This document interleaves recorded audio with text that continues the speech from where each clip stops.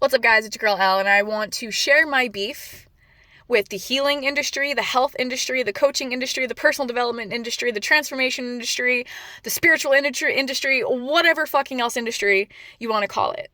My beef is this. Most people in all of these fields do not have the capacity to actually be holding people and facilitating people in their change, in their transformation, and in their healing journey. Why? Because most of these people have gone through some type of certification, some weekend course, some couple week-long course that says, I have all the information I need to be able to help people. No, what you have is an intellectual understanding, an intellectual concept of tools, and an idea of what you're supposed to do. But you cannot actually help people through their transformation if you have not helped yourself first. Now, I know you're probably thinking, but Elle, I healed myself of this, or I healed myself of that. Oh, so what you're telling me is that you have healed one small aspect of your life, and you think that that warrants you the capacity to be able to hold others in all of their pain, their trauma, their struggle. That's not how that works. I don't think that anybody should be helping anybody facilitate anything without first having a minimum of 5 years under their belt of practicing those tools, practicing that intellectual information in their own life, giving them an embodied lived experience. Because you can be more dangerous on somebody's healing journey and transformation journey than good.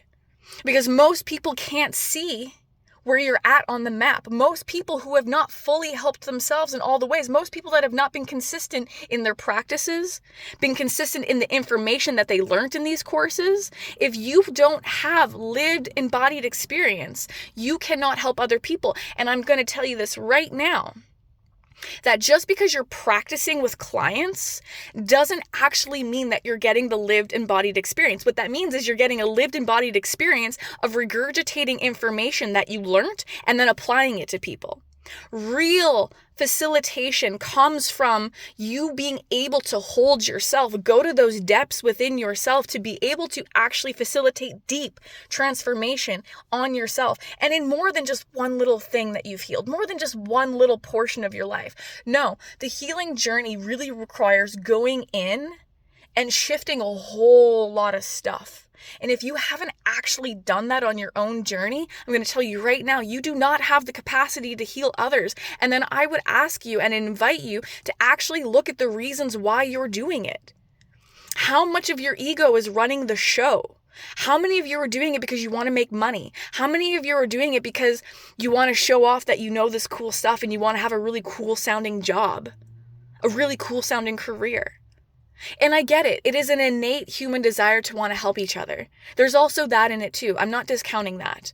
But the thing is if your heart was really in it, you would ask yourself, do I really actually have the capacity to hold people? Do I actually really have the lived embodied experience required to hold people through deep transformation? And if the answer is no, and you haven't held yourself long enough, then you should probably be staying the fuck away from people, because you could be making things way worse.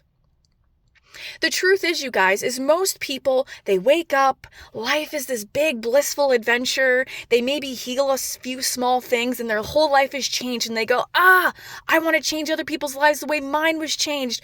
I'm going to go get this course and I'm going to learn all this information, and all this information is not going to be integrated because I'm not just daily practicing it, and then I'm just going to go teach other people that and help other people heal. Do you hear how dysfunctional that is? Do you hear how dangerous that could be? And the reason I speak is because I was one of those people. I was one of those people who 7 years ago, I woke up, life was great, I made huge transformations in my life, and then I immediately went and got my coaching courses, and I immediately went and got all these things, and I immediately started helping people. And yes, granted, did I help a couple people? Yeah, but there was always a part of me that felt inadequate, like I was missing something, like something wasn't 100% right. And you know what it was? It was that I wasn't on my own journey long enough.